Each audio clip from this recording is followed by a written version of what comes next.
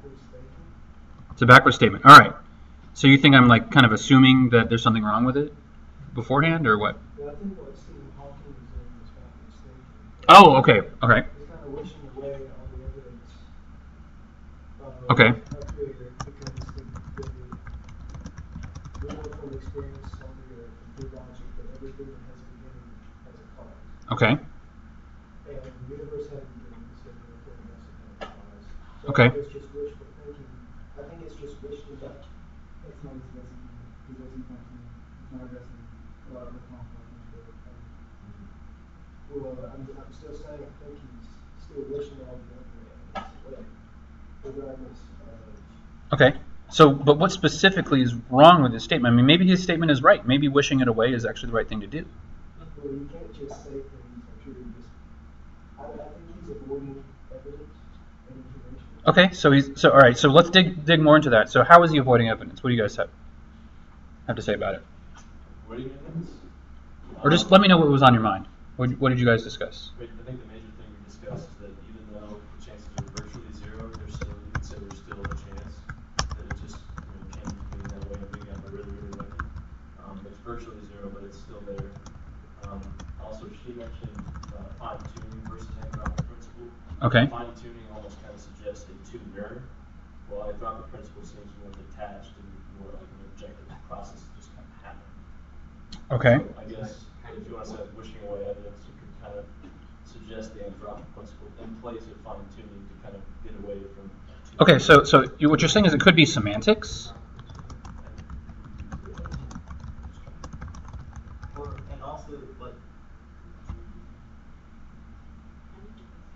And also the part of like you said that you would be able to prove that it was like that fine tuning can be like it can be something an alternative because you can't put yourself in a different environment without those fine tuning to see life could be supported this way.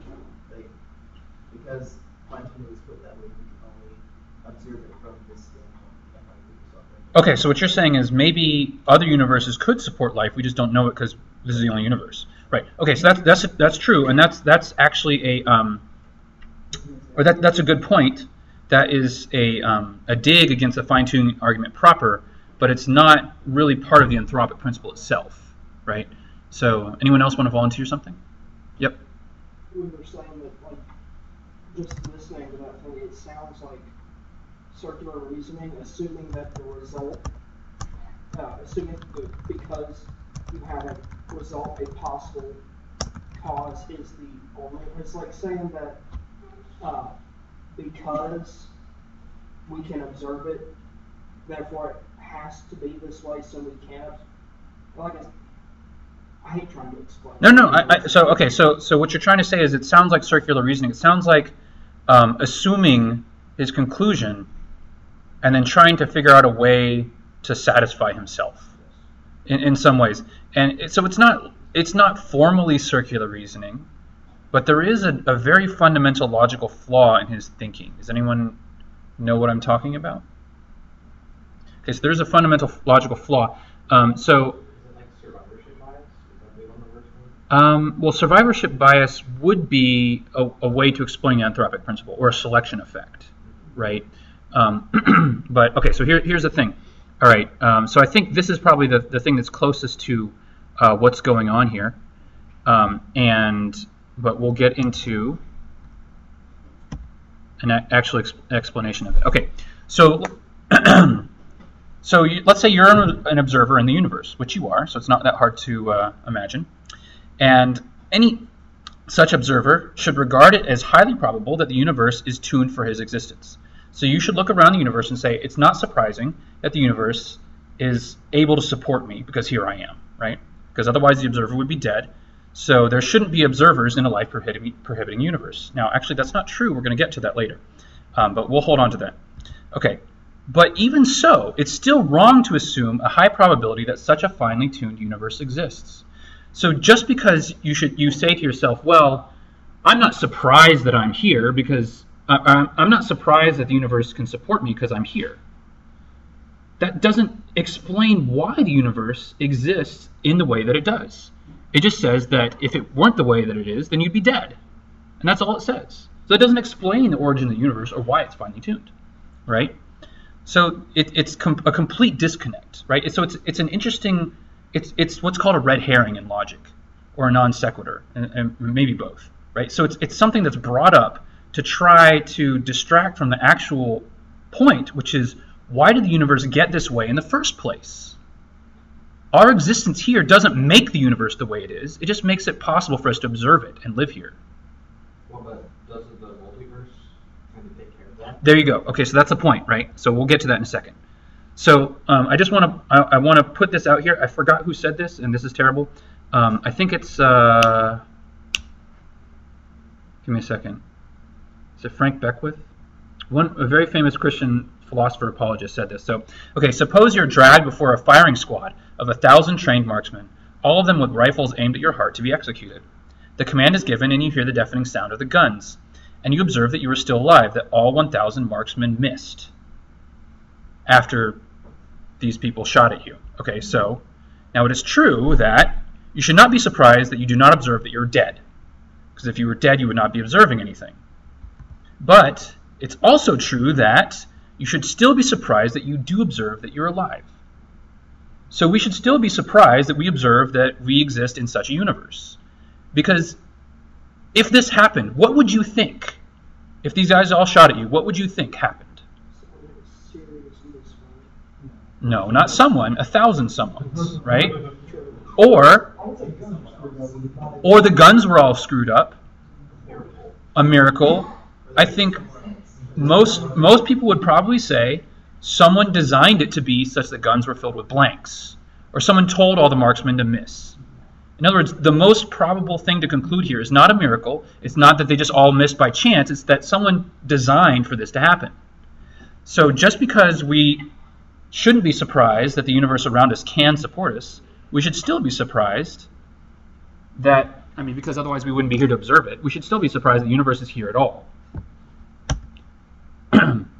Another way to look at it, so this is something that hopefully we'll have enough time to do at the end.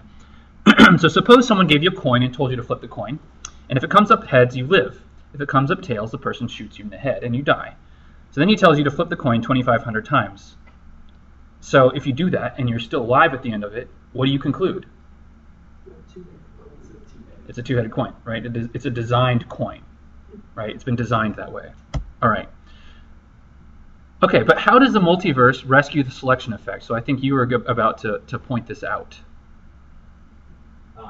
Simply that if there are an infinite number of universes, an infinite number of multiverses, the universes within the multiverse, then at least one of them has to work so that we have an infinite number. Actually, an infinite number of lives to exist. Okay, good point. So, an infinite number of them. If there are infinite universes and there's a 1 in a chance, then you get that 1 chance. Right. But there's actually still a finite chance. So if there's an infinite number of universes and there's a finite chance that a universe like ours exists, there's still an infinite number of universes like ours. Sure, right. It's a smaller infinite. Okay, so I'm actually not sure that it would be a different order of infinity. I think it would still be the same order of infinity, but I don't know a whole lot about the infinity of infinities. So, or different orders of infinities. So, okay, so this answer actually brings up a whole bunch of interesting topics that I don't think we're going to get to. One of them is, it's actually not true. It's not true that even if an infinite number of universes exist, then at least one of them must work for us to exist. That's not true. Because whatever is causing universes to happen could be deficient in some way that does not cause universes like ours to happen. So the universe generating machine, this quantum foam, must be at least partially in favor of the possibility of this happening. Another way to think about it, I don't want to get into this too much, it's a little bit of a side branch, but it's been said that if you get a monkey in front of a typewriter with an infinite amount of time to type, what is it going to do eventually? It's going to type out all of Shakespeare, right? Perfectly. It seems absurd, but it's going to happen. Because if the monkey has an infinite number of resources, then it will eventually happen by chance. Unless, what happens if the typewriter just doesn't have an E? If it's missing a Q? Surely Shakespeare has a Q somewhere in it, right? One word with a Q, yeah, surely, right? So, all right, fine, it doesn't have an E. Would it ever type out Shakespeare? No. So there has to be, the multiverse, the universe generating machine has to at least be able to make our universe. And it's not clear that should be something that would definitely happen. Okay, but let's go on. All right. So the multiverse actually rescues this idea of the anthropic principle, right? So the anthropic principle by itself does nothing to defeat the design argument because it doesn't even attack the question. But if you have enough universes, then luck plus the selection effect is going to be bound to happen. So if the multiverse exists, we should not be surprised that we exist because there's an infinite number of universes, all of them being different, ours being one of the possibilities, and we have to observe a universe that's like ours because otherwise we'd be dead. But here's the problem. So the multiverse explains why our universe exists, but the only reason why it explains it is because everything exists. Right? So we'll see that the multiverse actually proves too much. It proves too much because if this is true, then absurd things also exist that we know don't exist. Okay. Oops. It's still a constraint. The laws of physics aren't transgressed in these universes. So, I mean, But absurd things can happen with the laws of physics. If you have an infinite number of probability resources, absurd things can still happen. What's the thing that you really can't happen that could happen? We'll get to it. Hold on to it. Okay. So we touched on this a little bit, so I'm not going to spend time on it, much time. But if there are an actually infinite number of universes, that would mean a lot of things. One being there's actually an infinite number of this exact universe. There's an infinite number of this exact universe where I have blonde hair, but everything else is the same. There's an infinite number of this exact universe where suddenly all the oxygen in this room goes to that corner and we all die instantaneously. It's possible, right? But it's not just, hey, it might happen. It's bound to happen for certainty in an infinite number of universes. If there are an infinite number of universes, and there's still an infinity of these other weird things happening. Okay, we'll pass that up. Okay, but what's most important about the absurd things that happen in a multiverse is the question of what kind of observers are we? Are we probable observers or improbable observers? So what do I mean by that? So the anthropic principle hinges only on our ability to observe the universe. And it says that we're nothing special because we only observe a finely tuned universe because otherwise we wouldn't exist in such a universe. But the only thing that's about this, the only thing that the anthropic principle actually constrains is the fact that we're observers. The fact that we can look around us and observe the universe. But we have to ask the question now, if we're going to open up this can of worms, which is the multiverse, we have to ask the question, are we special in terms of types of possible observers? It sounds like it's getting a little bit esoteric here, and it does get a little bit weird, but just follow me here, right? So what this is going to do is going to show that the multiverse proves too much. It's going to show that what we should all conclude if we want to hold on to this idea of the multiverse is that basically nothing else exists except for yourself. We'll see that. All right, here we go. All right. I gave something away that I should have not given away, but oh well. Okay, so just a solar system. So because of the extreme degree of fine-tuning necessary to make this universe bio-friendly, and I didn't touch on it too much, but one of the fine-tuning things that need to be fine-tuned is the entropy at the beginning of the universe.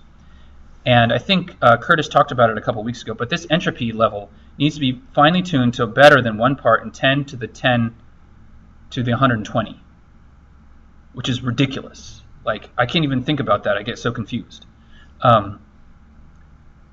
That degree of fine-tuning is so extreme that it's actually far, far, far more probable that a universe composed of just our star, just our planets, and just including our planet, just popped into existence out of the quantum vacuum with no explanation at all. right? So what we're talking about here is we're talking about this multiverse, which generates an unbounded number of inflationary universes, one of which is our universe, supposedly. But it's far more probable that this quantum fluctuation in the foam is going to produce just a solar system, just like ours. That's far, far, far more probable than it producing our universe. So the fact that we observe more than our solar system should make us pause about whether or not this universe actually comes from this kind of multiverse. Okay. Here's a quote from Christian apologist William Lane Craig from his book On Guard. So this is what I'm trying to say. To be observers, all we need to do is to be alive. A fluctuation that formed an orderly region no bigger than our solar system would be enough for us to be alive, and would be incomprehensibly more likely to occur than a fluctuation that formed the whole orderly universe we see. Okay, so what are the implications? We're going to do this again, so I want you guys to break up and discuss this question again. Starting now.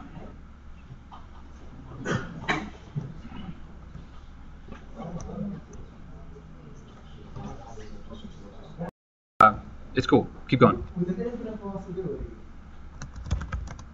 so what if it's 10 times more likely that just our solar system exists, or that if it's a million times more likely that just our solar system exists? With infinite possibilities and finite probabilities, it doesn't matter. It does matter, because ratios are still preserved.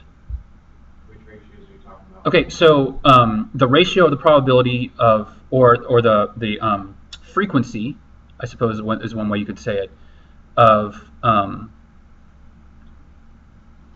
let's put it this way. Let's say there are an infinite number of natural numbers, right?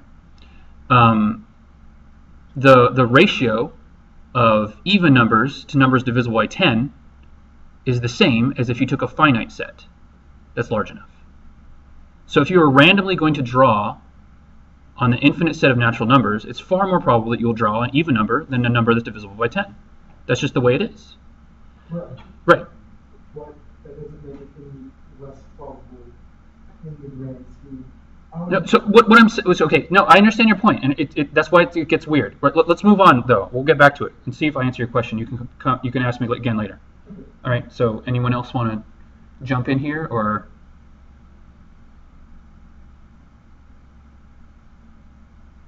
Okay, well, I'm going to make a given there's general skepticism in the crowd, I'm going to make a jump that may seem unjustified. But here's what I think this means about our observed universe. If it's more probable that our solar system exists only. Okay, so let me back up. Okay, I'm also going to say this, and you're just going to have to trust me in the same way that you're trusting me that I say that it's more probable that just our solar system exists. But one thing that's true is that it's more probable that just our solar system exists, and everything else we observe is an illusion.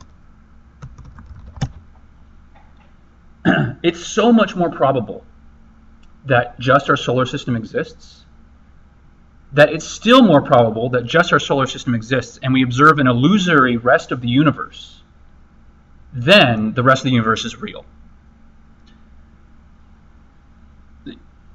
So yeah, go ahead.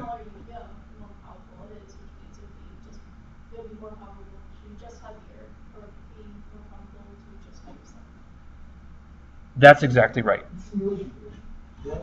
What? Simulation theory. That you can only be certain that you exist. Everything else could be fake, which you can't see first perspective. Right, exactly. So, okay, so for the microphone, what Maddie pointed out is that the smaller it is, the more probable that this happens. The fact that this vast universe exists with these incredibly finely tuned initial entropies and all the other things that are happening, that is so much more improbable than just our solar system existing, just popping into existence. But even that's more improbable than just the Earth existing, and it looks like, as we look out in the rest of the universe, that there is a sun. And just by chance, this illusory sun is just by chance giving us the right kind of radiation and gravity, etc. Right? It's far more probable that everything else that we look at outside of ourselves is an illusion. And it's far more probable, indeed, on top of that, that just you exist. And so what you said was what? Simulation theory. Simulation what? Simulation theory. Simulation theory, yes. That you are floating in some world. Right. And everything around you is created by your mind or the computer programmer. There's thousands and thousands of ways you can do this. They were all sins, and there's some other culture to figure out in the universe. It's crazy. Yes. Yes. Exactly. So this is an exact point that we're going to make. So what you're saying is simulation theory. I've never heard of this exact term, but it's all related. So let's go to the next question, which is how small can we go? And we just actually said it. The smallest, you could go as small as you wanted, but the smallest thing that you're going to get is something called a Boltzmann brain. Just a brain. That's it. So it's far more probable. This is far, far more probable. When you compare the probability of this happening to the ability of the actual, real, true universe existing as we observe it, because that's so finely tuned, it's far more probable that the multiverse generated this universe, which is just a brain. It's just a brain, just a single brain out of nowhere that can look around and sees an illusion of the rest of the universe by accident. It's far more probable that just you exist and all of the rest of this is an illusion. And you think that you grew up, you know, you were born, you had a childhood, and you grew up to this age, but really you were just fluctuated out of the quantum foam, 43 milliseconds ago, with the illusion that you have all these memories, and the illusion that I'm talking to you, and the illusion that multiverse theory is true. That's why it's simulation. It can be said that you were simulating the brain exists. Right. So this is the whole idea of maybe we're just brains in a vat, right? But this is the thing. Okay, so let's move on with the presentation because it's all starting to run together here, all these questions that I put. Okay, so all right, let me just say this in bullet form here. An observer who is simply a brain that fluctuates into existence in the middle of a life-prohibiting universe is far more likely to exist than we are. But when I say we, I mean the actual universe, where it's not an illusion, right? So consider what's finely tuned in our universe. All of these things are finely tuned. And if there are an infinite number of universes, it's far more likely for a Boltzmann brain to exist. But Boltzmann brains don't exist. Now maybe you think you're a Boltzmann brain. You could conclude, so if you want to hold on to the multiverse, you have to conclude at the end of the day that you are just a Boltzmann brain and that all this is an illusion. But if this is just an illusion, then why in the world would there be an actual theory that's coherent that corresponds to the real world, which is the multiverse? So you have no reason to believe that this multiverse theory, which is coming into your Boltzmann brain head as an illusion, really corresponds to the actual real world, which is the multiverse. It doesn't make any sense. It's far more probable, right? So there are one of two things you could conclude. One is that you really are this Boltzmann brain, and two is that this universe is finely tuned. But why would we be in a finely tuned universe? All right, go. Yeah. Hold on. No. Let's go here first. It's fine to say it's far more probable for the simplest universe to exist, the simplest universe being the Boltzmann brain. But that doesn't make the observable universe, what we're seeing right now, if we're going to call that real, that doesn't make that impossible. It does not make it impossible. You're right. We could be absolutely one true. of the 5 actual universes that ended up that way out of the 500 million, billion, trillion that ended up just being Boltzmann brains. Right. Yes. Right. Okay. Yeah. So back up on infinity, because the people who actually champion the multiverse don't think there's an actual infinite. So I've been throwing around this word infinite, but it's really what's better to say is an unbounded finite number that we could grow as far as we want to try to satisfy these probabilistic resources. Right. There's not an actual infinite, but you have a point, right? So this universe with enough probability resources still would exist, right? But you still have to ask your question then: why do you live in this? Punting to that answer just brings you back to the original question of the design argument, which is it's either due to chance, necessity, or design. It's not due to chance because it's so unlikely. And we already know that it's not due to necessity. Therefore, it's far more wise to conclude that this universe was designed because of that. So just because you say that this could happen, it's just highly improbable, that puts you exactly right back where we were originally before we invoked the multiverse. So proposing the multiverse doesn't solve the design problem. It just makes it more complicated and crazy. But it eventually gets you right back to the exact point where you were before. Unless you want to say that you're a brain in a vat, which is fine. But no one will take you seriously. Right? Except for there's no one else that exists in the world if you're a brain in a vat. Right? So, right. But does it matter? If you're just a brain got an illusion, this is completely out. But if you're just a brain, illusion, everything around you is illusion. Your body, Ben's body, Jerry's body, everyone's body. Just an illusion.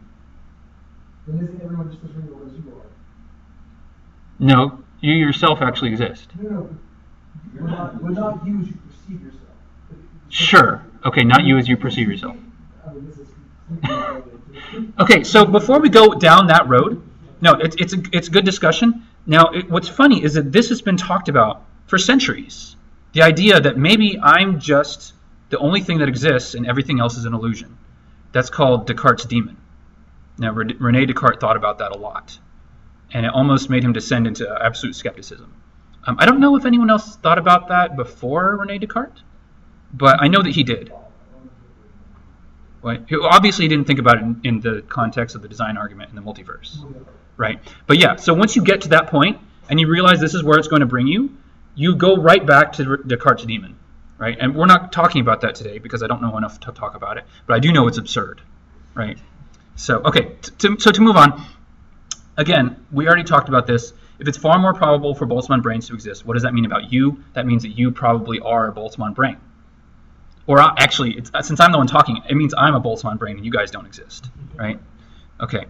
Now we're going to get to the matrix, so this is something that you've already talked about. So this is the last thing that we're going to talk about that shows how absurd the multiverse is. So if life arises naturalistically, which is what the proponents of the multiverse want to say, then life is very common in this multiverse.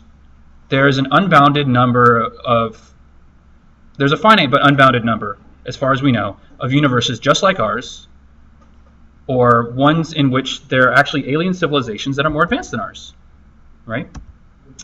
And they can run matrix-like computer simulations, and these matrix-like computer simulations are very, very abundant. So it's actually far more likely to be in a computer simulation than to be in a real world.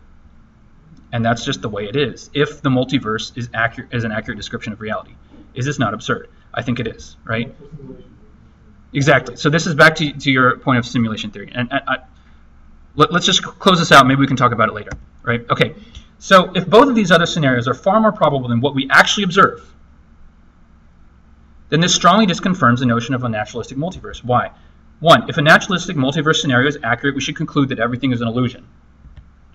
We should reject this idea because if we don't reject it, we descend into skepticism about everything. About everything. And I'm talking about like this talk, all the words that you're reading on this page. I'm talking about the multiverse theory itself. You should be skeptical about that because that's just an illusion. So how in the world would an illusion correspond to reality? So therefore we should conclude that the multiverse scenario can only be true if it's theistic, if a God created the multiverse. So that's funny, right? So because that's the only way that we could get what we actually see is because that God created multiple universes and designed them to be this way. And so if you want to go to the multiverse, you still end up with God. I mean, that's the only possible conclusion as far as I can see it. All right? Okay. What is the logical conclusion? The multiverse did it as a solution to the fine-tuning problem. We're running out of time, so I'm just going to say what I think. Let's say that you are a naturalist. Let's say that you're holding to the multiverse because you think that is what's going to get you away from God. You also typically have naturalists these days, especially the new atheists, you place a very high emphasis on rationality, reason, and science. Well, if the multiverse did it is your solution to the fine-tuning problem, then why in the world don't you attribute everything that's improbable to just, hey, this is just a weird aspect of the multiverse. I just happen to live in that universe where this thing happens. If that's true, then everything that you observe could just be an improbable fluctuation in something. If that's true, then how do you do science? Well, that's determinism. What's that? In philosophy, in philosophical, determinism is infinite. The term is what? Determinism Yes. is infinite. Okay. Everything is decided from point one to the end, or nothing is decided. It's either everything in existence is random, or you have no free will. But if everything is random, then you have no choice because the choice of the order of randomness, everybody has no free will. Okay. Yeah. I mean, so yeah, you start to go down those lines, right? So if you want to hold to the multiverse, then you actually have to admit that you can't explain anything by science, because everything is just happening randomly. If you want to say that the most random, improbable thing happened randomly, if the most improbable thing, which is the existence of the universe as we know it, happening, if you want to say that happened just randomly, then how can you hang your hat on anything else that exists and saying, well, these laws of physics are reliable and repeatable? I just don't see how science can even possibly function in such a scenario. Okay, so back to the flipping the coin. There's the last two things I want to say. So suppose that you make it through your 2,500 heads in a row. Would you just believe that it's just luck? No, you probably not. You probably, like you all said, you concluded that it would be a two-headed coin, right? But what if someone was like, hey, you know, we just happen to live in the universe where this just happened, because otherwise you'd be dead. So of course, since you're here, we just happen to live in that one universe, in the multiverse, where you didn't die, right? So if you were betting against this, so let's say that you were someone else observing someone doing this flipping the coin trick, and you bet against them, oh, they're probably going to die, and you lost because they didn't die, would you say, oh, you know what, hey, I just lost $1 million on this bet because we just happen to live in the multiverse where this happened? Or would you be mad that you were swindled? Right? So people start thinking more rationally when we put money into it, right? So if you're going to lose $1 million on this, and you actually lost $1 million on this, would you go after the dude who designed the coin and swindled your money? Or would you say, you know what, we just live in that one universe where this just happened. That's just the way it is. Okay. Last thing. Okay, so last thing. That's the end of the actual presentation. Oh, actually, this is the end of the presentation here. So what makes more sense? So we are an unplanned accident with no purpose. There are an infinite number of universes just like ours. Everything we observe is an illusion, including this talk and any theory of the multiverse and science. Or there's a God who designed our universe with a purpose to relate to Him and to ourselves. Our purpose is to love and enjoy Him forever. He has given us forgiveness for our sins through Jesus. Which one makes more sense? Okay, obviously I think it's the one on the right. So, okay, that's it for the presentation itself.